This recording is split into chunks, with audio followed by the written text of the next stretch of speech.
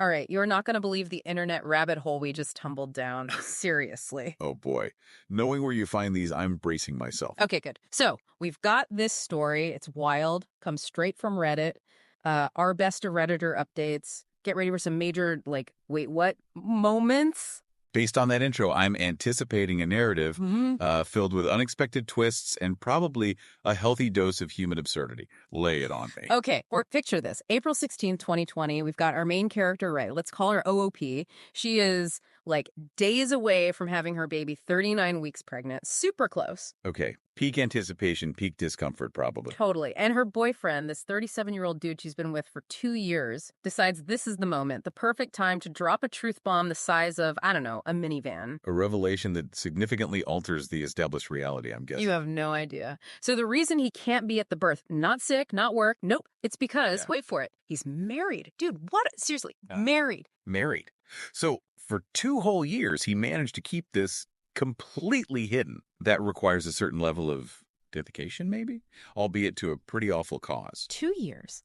He spun this whole story about being divorced when they met, even had like custody details down pat, said he was just finalizing things with his ex-wife and would move in once it was all sorted. The classic almost divorced, but not quite. Exactly, the playbook, except, plot twist, there was no divorce happening. None at all. It's really fascinating how elaborate these lies can get. What finally made the truth come out? Was there a trigger? Well, here's where it gets extra nuts. So fast forward to the story's present. OOP is, 39 weeks pregnant, ready to pop, and this guy just goes dark. Radio silence. Which is not exactly what you want from a partner at that particular moment.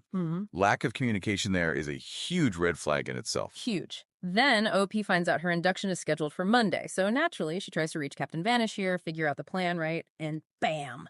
That's when he hits her with the surprise, still married. Fine. Apparently, he never told his wife about OOP, the baby, anything.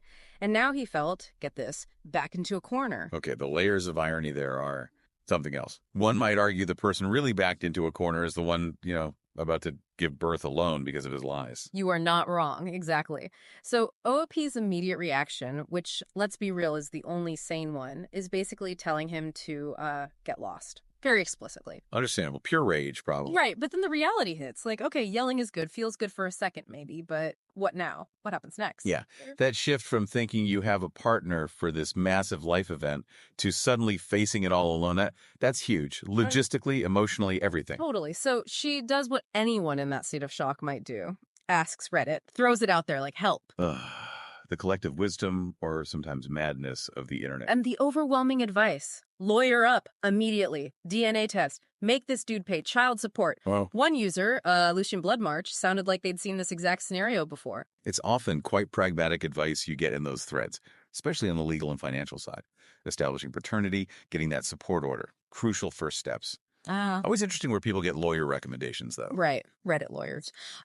She also mentions reaching out to a doula organization for support, which is smart. Her mom couldn't be there because this was, remember, April 2020, peak COVID lockdown time. Right. Adding another layer of isolation. She was counting on him being her support person. Yeah, she was operating under the assumption, bless her, that her partner would, be her partner. And someone else, P squared, pointed out the age gap. 14 years. 37, 23. Yeah, that's a significant difference in life experience, potentially power dynamics, too. It's often flagged. Yeah, simple math, big implications, maybe. Anyway, OOP herself admits she feels naive now. Says, quote, I wish I could go back and tell my naive self to run away. Hindsight, man. Brutal. It often is. And another user, JPK36, asked the obvious question. How did he hide a whole wife and family for 2 years? Did she never go to his place? Never meet anyone? Right, like logistics. OOP explains he conveniently had an apartment in a different city. Okay. The separate city apartment. Convenient. Very. She also suspects, and honestly, it sounds likely that she wasn't the first. He had this whole rehearsed story about the ex having full custody, so she'd never see the kids anyway. Practice. Yeah, she calls it a typical shady story I should have seen through, but admits he was, really good at sounding convincing. Plus, he had frequent work trips to her city, so opportunity. Smooth operator, clearly. Too smooth, perhaps. A pattern like that often involves some serious practice manipulation. And JW6571 pointed out, never meeting his kids. That should have been a massive alarm bell. Ding, ding, ding. A huge red flag. OOP totally agrees. She says, yep, I never once met them. I realize now that this is something I should have seen. I think I'm a pretty smart person, but let me tell you, this has made me feel like a huge idiot. It's so easy to see those flags looking back, isn't it? When you're in it, emotions, trust. Yeah, it clouds things. Then, Popeye's whore brought up proof. Did she have any evidence of his lies, text messages, anything? Thankfully, yes. Our OOP describes herself as a sentimental hoarder, which in this completely messed up situation turns out to be a superpower. Sometimes hoarding pays off. Right. She's got texts, loads of them, where he talks about the fake divorce, the fake custody stuff, her plan, screenshot everything. Smart. Absolute vital. Preserving that digital trail is crucial for any legal action. Those records are gold. So initially, OOP is just reeling, shock, numb, sad, but somehow she says she's still excited about the baby, which is honestly kind of amazing. The resilience is incredible, focusing on the positive amidst the chaos. Then the first edit to her post drops, and the internet happens. Weird comments, bizarre private messages, the usual dumpster fire. Ah, yes, the peanut gallery weighs in. Anonymity can bring out the strangest reactions in people. You said it. So she mentions needing a break from all that noise, confirms she's got lawyers involved, trusting the process, trying to focus on being a mom, and she says something really real. You feel like the dumbest fucking person in the world when this happens to you, and knowing it happens to people all the time is a weird comfort. Even when you wouldn't wish it on anybody. Yeah. Yeah, that resonates. There's a strange kind of solace in knowing you're not alone in a terrible situation, even if the situation itself is awful. Okay, right. Now buckle up. Fast forward about a week, April 23rd, 2020, the update. Baby's here. Healthy baby girl, born Monday evening. All right.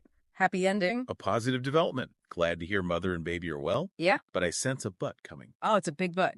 A plot twist thicker than a McDonald's milkshake.